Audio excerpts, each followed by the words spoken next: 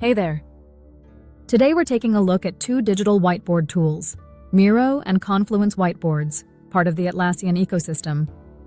If you're trying to pick the right tool for brainstorming, planning, workshops, or visual collaboration, this breakdown will help you decide which one fits your team and workflow best. 1. What each tool is built for. Let's start with Confluence Whiteboards. It's a whiteboard feature built into the Atlassian ecosystem. So if your team uses tools like Jira, Confluence, Trello, etc., this tool brings brainstorming, sticky notes, diagrams, and collaboration into the same platform. That means less switching between apps. Now let's look at Miro. Miro is a dedicated visual collaboration whiteboard platform. It gives you an infinite canvas for ideation, mind mapping, sprint planning, diagrams, workshops, and much more. It's built to serve teams who need more visual breadth, complex templates, and a standalone whiteboard workspace. 2.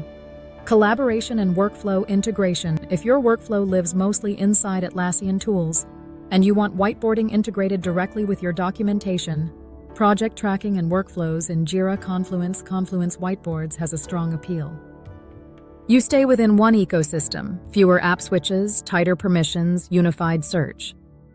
On the flip side, if your collaboration spans across multiple apps, Slack, Google Drive, Figma, Microsoft Teams, or you run diverse workshops and visual planning sessions, Miro offers more flexibility and integration options.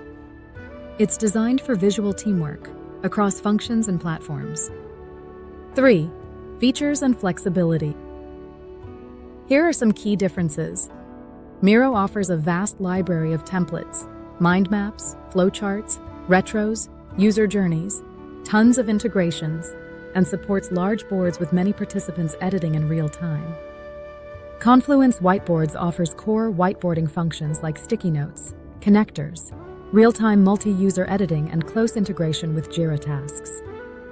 It might not yet have as many advanced visual tools or template options as Miro. For example, many users say Miro allows more free-form visuals, custom layouts, and richer canvas features, whereas Confluence Whiteboards feels more structured and tied to the Atlassian flow. 4. Learning curve and setup. If your team already uses Confluence and Jira, using Confluence Whiteboards might feel more seamless, less new training, fewer tools to learn. But if you're new to visual whiteboarding or you want maximum creative flexibility, Miro might give you more options, and thus a bit more to explore. But once you're comfortable, it becomes a powerful tool for visual collaboration. 5. Best use cases and final verdict.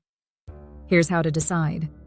Choose Confluence Whiteboards if you already use Atlassian tools heavily, Jira, Confluence, and want everything in one platform.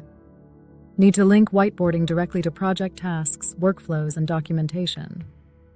Prefer fewer tools and tighter integration over maximum visual flexibility. Choose Miro if you collaborate across diverse teams, tools, and disciplines, design, product, marketing, operations. Run workshops, brainstorming sessions, visual planning with heavy whiteboard use. Want the largest library of templates, integrations, and canvas freedom. In the end, neither tool is universally better. It's more about which one suits your workflow, team size, integration needs, and visual collaboration style. If you're looking for flexibility and teamwork across platforms, go with Miro. If you want tight integration within Atlassian and a simpler ecosystem, Confluence Whiteboards might be the right pick. If you found this comparison helpful, please hit like, subscribe for more tool reviews and productivity tips, and let me know in the comments which tool you're going to try and why.